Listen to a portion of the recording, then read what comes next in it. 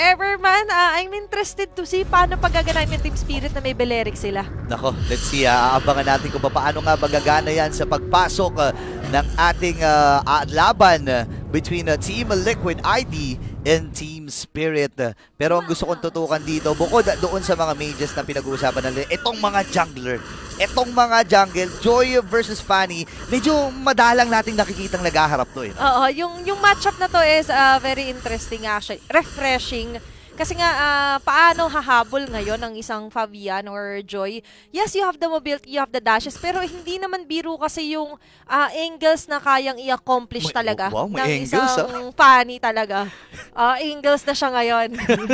May mga angulo pala. Pero tama ka dun ha. Actually, kailangan ng mga angulo talaga para sa pagtama dun. Pero parang manggugulo ata kagad. Ang Team Liquid ID, one shot ay nandun to the rescue na rin. Flicker!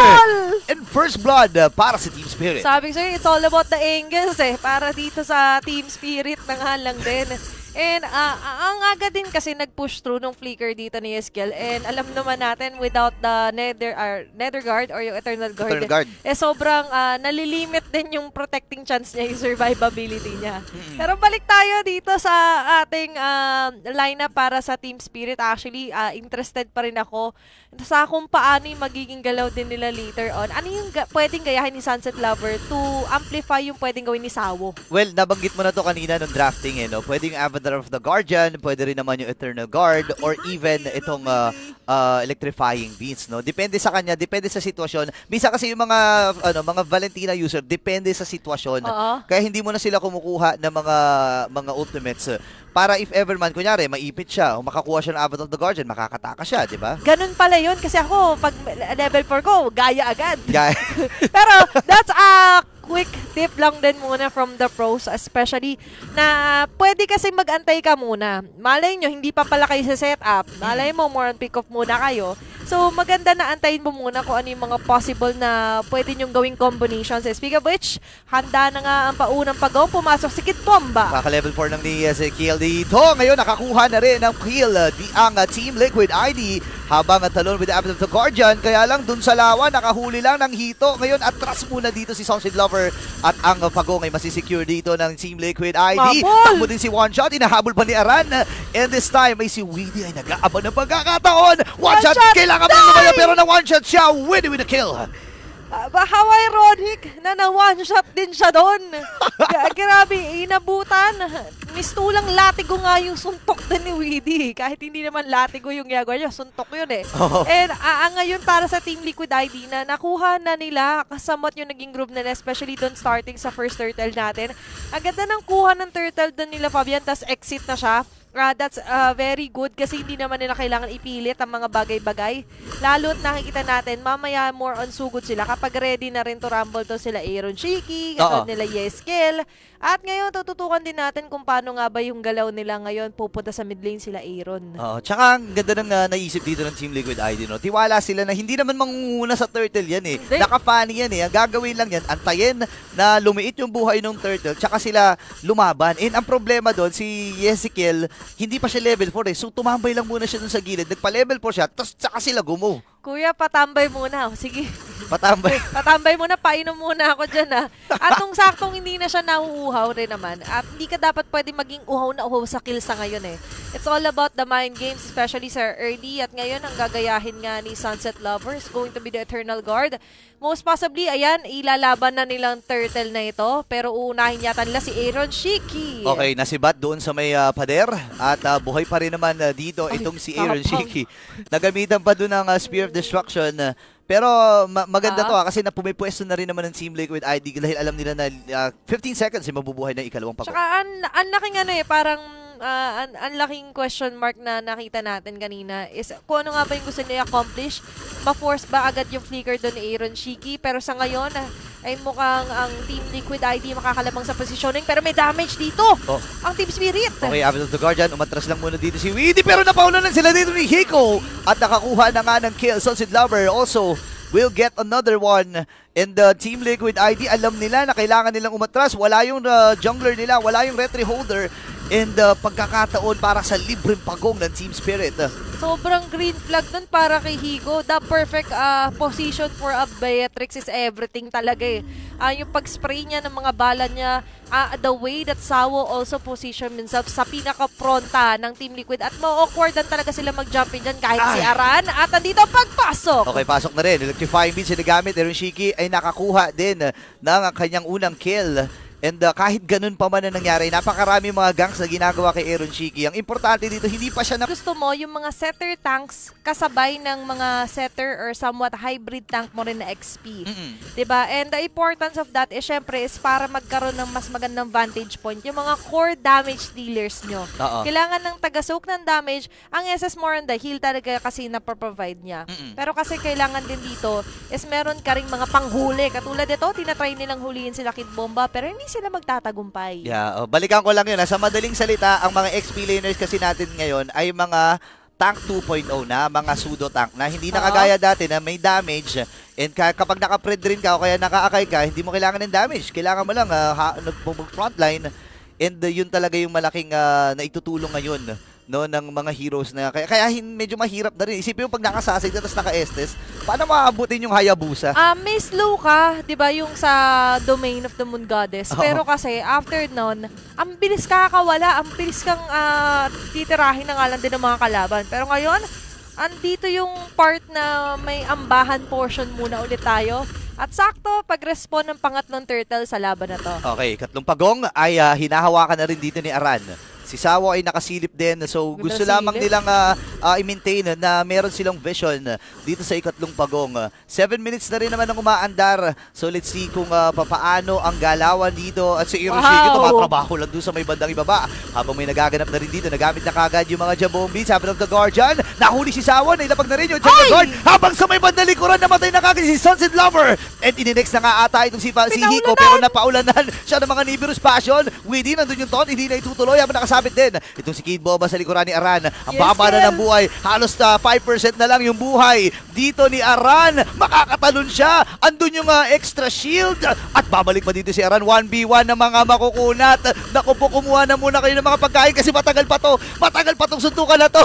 Grabe! Merienda muna kayo. Ayan na, natapos na. Kid Bomba yung mamatay. Namatay na lahat na nasa paligid niya pero siya buhay pa rin.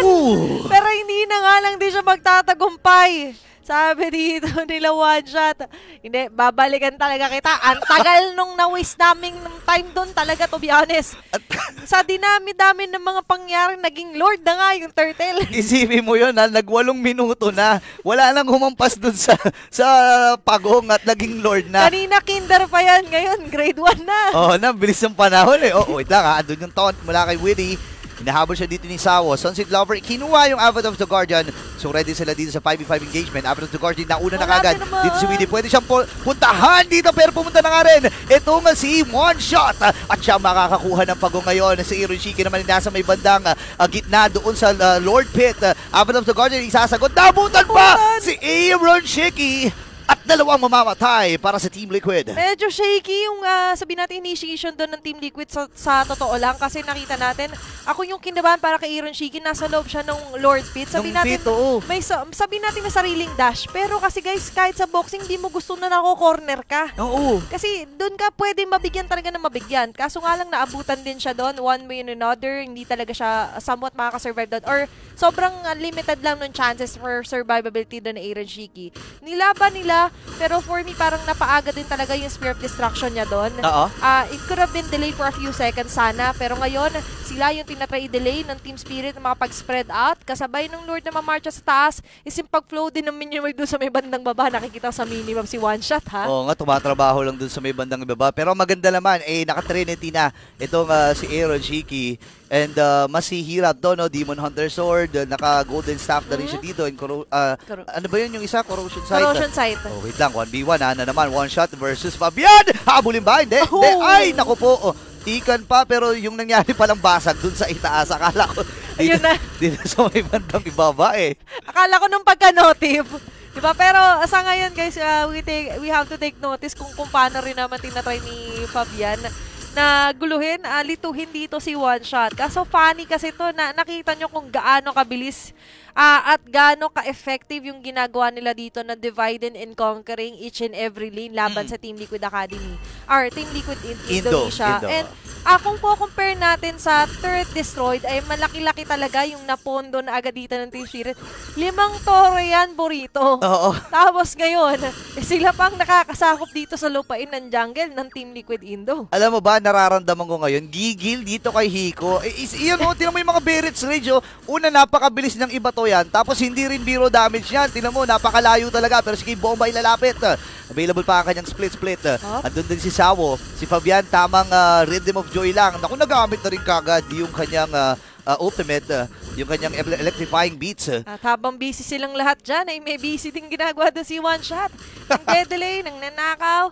And it's all about the farming as well na nakikita talaga natin na super effective here para sa Team Spirit. Nahawakan na agad nilang isa sa criteria nila, which is to totally dominate na lang din talaga when it comes to the resources. At ngayon, may papasok, may isang tatamaan. Okay, nagamit yung Barrett's Rage. Si Lover nakakuha ng kill. One shot. Naku po, wala kagad yung jungler ng Team Liquid. Dalawa kagad ang namatay. The Turn of Guard in the Pag. 12 seconds para sa ikalawang pagong. Lord rather, ng laban na ito. Lumulobo na sa halos 7,000 ang kalamangan ng Team Spirit.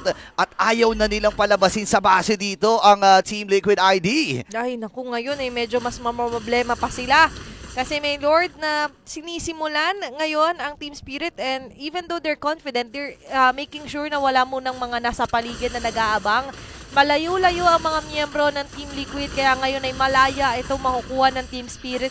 At isa sa napansin ko pala by the way dito is yung skin ni Beatrix, guys.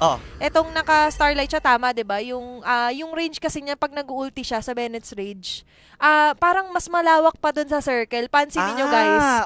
Yan yung in-explain din actually nila Fuego. Ni Fuego ata or si Elgin. Si Elgin, ayan. Pero by the way, pwede nyo palang iboto si Elgin. Pero sa ngayon, balik muna tayo. Mga guys, eto na. Magwa-WhatsApp na sila sa tore ng Team Liquid. Okay, kalahati yung buhay ng tore dito. Yung Lord ay mabilis ng tutunawin. Thanks to Aaron Shaky. And ang bilis din kasi ng clear wave dito ng Team Liquid ID. Grabe yung baril. Ito na naman yung... Tira mo! Sa sobrang bilis, hihikain ka talaga eh. Ay nako po, napakadaya talaga ng Barrett's Rage. Tapos sobrang bilis, sobrang layo ng range.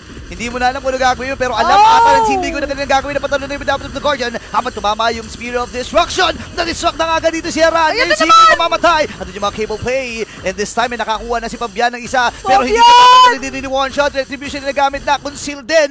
At 3 ang mamamata. Actually, 4 ang mamamatay. 4! Oh my gosh! Isa na lang siya na matitira para dumepensa. May dala-dala dito na minion wave ang Team Spirit. 3 pa sila versus Yeskiel. Naku, wala na rin ultimate si Yeskiel dito. At tatapusin na nga ng Team Spirit ang laban na ito. Team Spirit ang magwawagi. Kasabay pa niyan ang sigaw sa tagumpay ng Team Spirit! I love you daw! Wait! Eto na naman, I love you virus na naman. Ladies and gentlemen, Team Spirit. Ayan, kaya paboritong-paborito ng mga Pilipino rin talaga si Kid Oy. Bomb.